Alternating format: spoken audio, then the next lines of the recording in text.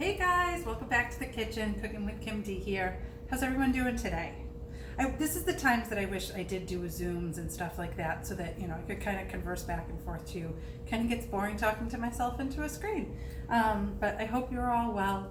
I am exhausted. There is not enough caffeine in the world today to keep me awake, but that's okay because I'm going to start cooking, and cooking is usually very therapeutic for me. Not always, but I really do enjoy cooking. I know that's not the case for everyone, but I do certainly like it, and I just really enjoy having something for the family to come home to eat. So tonight, let me just take a sip of my coffee and caffeinate a little bit. Tonight is a kind of throwback recipe. I am using one of Doris Christopher's, one of Pampered Chef's first couple of products actually, and some of their first recipes. So if you can see what's in the background, this is one of our new pizza stones. So this is our brand new pizza stone. As you can see, it kind of has this waffle print on the back. So this is our new Stone Fusion stoneware. And if it has this print on the back, that means it is able to go in the dishwasher. Yes, our stuff is now dishwasher safe, whereas our old stoneware was not. You can also preheat on the stones now, which I love because as this the pizza stone, it's really nice to be able to preheat this for a little bit, and then once you put your crust on here, you start getting an even crispier crust, seeing that it's hot. And the pizza stone has a lip here, so that we also sell a pizza peel, like kind of what you saw in the Italian restaurants, so that when you put this into the oven, there's a little lip here so that it doesn't fall off.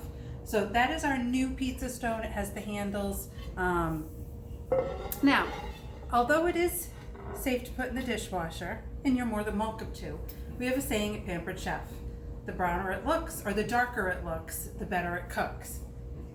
This is my original pizza stone. I bought this at my very first Pampered Chef party that I went to. As you can see, this is a lot darker in color than this one, and this has not really seen anything except for one of our scrapers. That's all I use to clean this with. Run it under some hot water, never use soap. And this dark finish that is now building up on it, that kind of starts to make it more non-stick. So if you want your stone to be a little bit more non-stick, your new pizza stone that could go in the dishwasher, don't put it in the dishwasher. Let it build this up over time, and you're going to have this really nice surface to cook on. So what I'm making tonight, I'm actually going to use on this because I want it to be very non-stick, and this is my favorite pizza stone. I love the new pizza stone, but this one is my original. I've had this thing for over, I think I had got this in the mid-90s. So we're talking 25 years now that I've had this stone. I absolutely love it, and God willing, nothing happens to it. So what we are making tonight is one of our original recipes, a taco ring. We kind of joke, some of us consultants, because I was a consultant years ago, we should have bought stock in Pillsbury dough, because we had so many recipes years ago that used like the Pillsbury crescent rolls and whatnot. And I'm bringing it back again tonight for a throwback meal. A couple of other things that I'm using that are throwback. The food chopper. Every kitchen needs a food chopper, and I will show you exactly why right now. I'll just get it out of the way. So I've got an onion here. So this recipe calls for ground beef. I am gonna lean it up a little bit to compensate for the crescent rolls that are going in it, and I'm gonna use ground turkey, which in all honesty, I don't really notice a difference using ground turkey for tacos versus ground beef. But I'm gonna do some onions with it. So when I cook up the ground turkey, I'm gonna cook the onions at the same time because I'm not really a big fan of raw onions in it. So all I did was, I have an onion here. I know I have white on white, it's hard to see. I just chopped it up into pieces that will fit under here. Put your chopper over it. That's great stress relief for today. And it chops up your onion really fine. Let me see if I can. So pretty quick. this is awesome for onions and anything that you want to dice up nice and small. Now, it obviously doesn't give you a uniform cut, but for something like this that I'm putting it into meat, this is perfectly fine. So I'm going to chop up some onion. I'm going to cook up some ground turkey. There probably won't be much fat in there to drain, but I'll drain out any of the fat. And then I'm also going to, I have a block of cheese here. And let's see here. This is our grater. We have this in a coarse, which is that size. And then we also have a really fine as well. But I'm just going to use the coarse. Whoop. Wow, I'm making a big old mess here. All right. So on it comes this hopper and this feed. And I'm going to take my cheese. I'm going to put it in here. There's some teeth in there. Can you see those? So when I put that on, it's going to hold my cheese in place. Try to move this a little. And then I'm going to grate my own cheese. So not only do I think that grating your own cheese melts better, it's also more economical to grate your own cheese.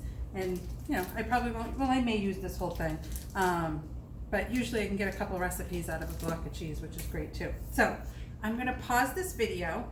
I'm going to cook up my turkey. I'm going to finish chopping up these things, and then I'm going to show you the next step. So I'll be right back. Hey guys, I'm back.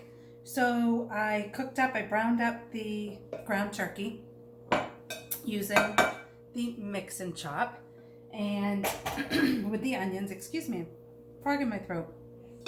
I was out of taco seasoning, so I used some of our Southwest seasoning.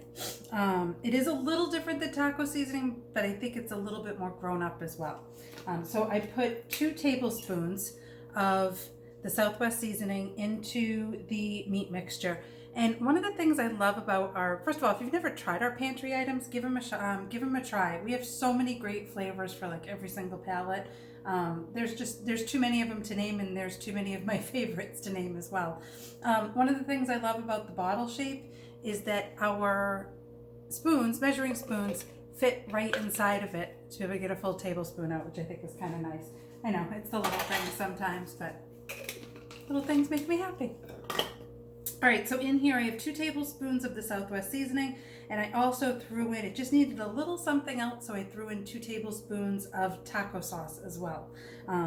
So I have that in here. Now to this, inside of our classic batter bowl, I'm gonna put almost all of the cheese that I shredded. I'm gonna leave about a half cup behind. I'm gonna put that inside of here as well. Can't have a taco without cheese in it. And then as you can see on my round stone, my old round stone, and that's one of the cool things about Pampered Chef. So we have some products that, the batter bowl, the pizza stones, I'm going to use the baker's roller.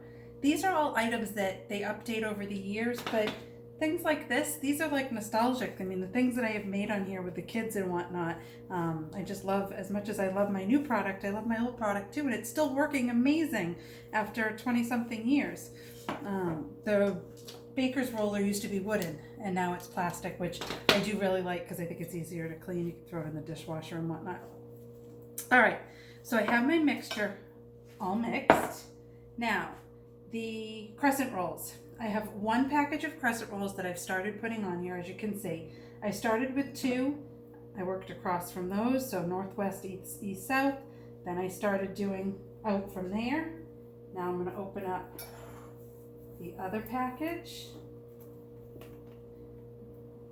And then I'm going to work in between each of those. These have gotten a little soft. I probably should have kept them in the refrigerator a little bit longer, but that's okay. So in between each,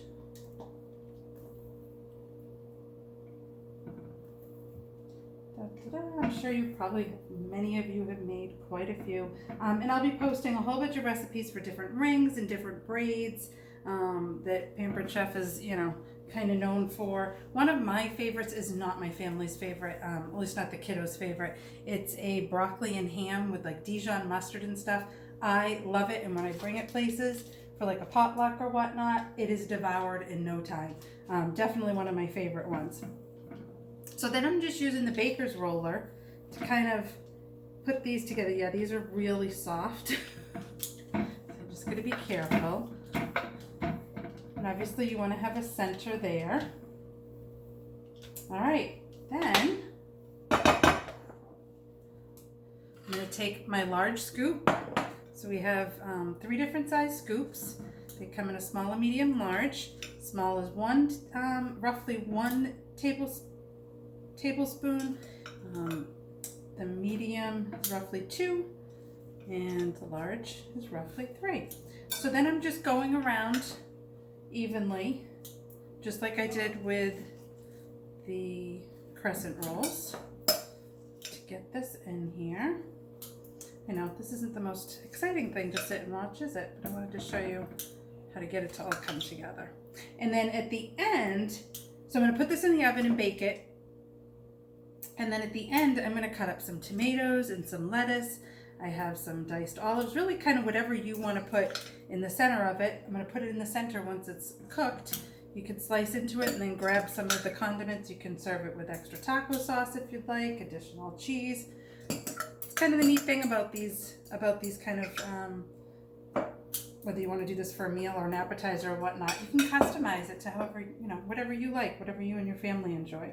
All right, so I usually start, same thing, across from each other.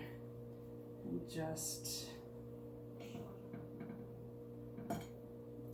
and you want a little gap in between. See how you can see the meat mixture in between? And if it doesn't have to be perfect, this is all gonna puff up anyway. Now, the one thing that I always have trouble with, so I have come to the conclusion, bear with me 1 second. I always have extra, and I feel, so you're supposed to tuck it under, but I feel like when I tuck it under, it's kind of still doughy under there. So, take my kitchen shears, and I just kind of go around and get a little bit. There's going to be plenty of crescent roll dough that don't worry about cutting off too much. You're still going to be able to. So got rid of, a good amount. And then I'm just going to tuck it under. Nothing fancy. Because guess what? Once I put all those condiments in the middle, you're not going to see it anyway. And that's it. And then this is going to bake at 375 for 25 to 30 minutes. Now, it does say to do like an egg wash on top of it. I tend to burn my stuff when I put an egg wash on it. If you prefer to, go for it. Have at it. I think it's one less step that I don't need to take. So there you have it. This is one of our Pampered Chef's famous rings that we, have had in our cookbooks for years. And one of the things I wanted to show you guys was I have all of my Season's Best. I think I have these going back to, what's my oldest one here? My oldest one is from winter of 97. I love cookbooks. I like being able to thumb through them. I'm a meal planner. On Sunday nights or Saturday nights, you'll find me going through cookbooks, or Saturday afternoon, depending on the weekend, going through cookbooks and finding what I'm going to make for the week. So I still like thumbing through these, and as you can see, I've got little tabs on some of our favorite things, so that I know I can go back to, because these are go-to items. Season's Best cookbook is only $2. So if you were trying to get to that $80 to get the free gift, or maybe even the $150 to get to the free shipping, $2 to add on, and there's always great recipes in here every single time. So pick one of these up as well when you place your order. So there you go. Stoneware. I love that our stoneware has come full circle and now is dishwasher safe for those who want to put it in, but I also love our classics as well. So this is one of my throwback items that I wanted to share with you guys. Have a great night, and please reach out and let me know what you're doing this weekend. Reach out and tell me what you're doing this weekend, so I feel like this is a two-way conversation. guys.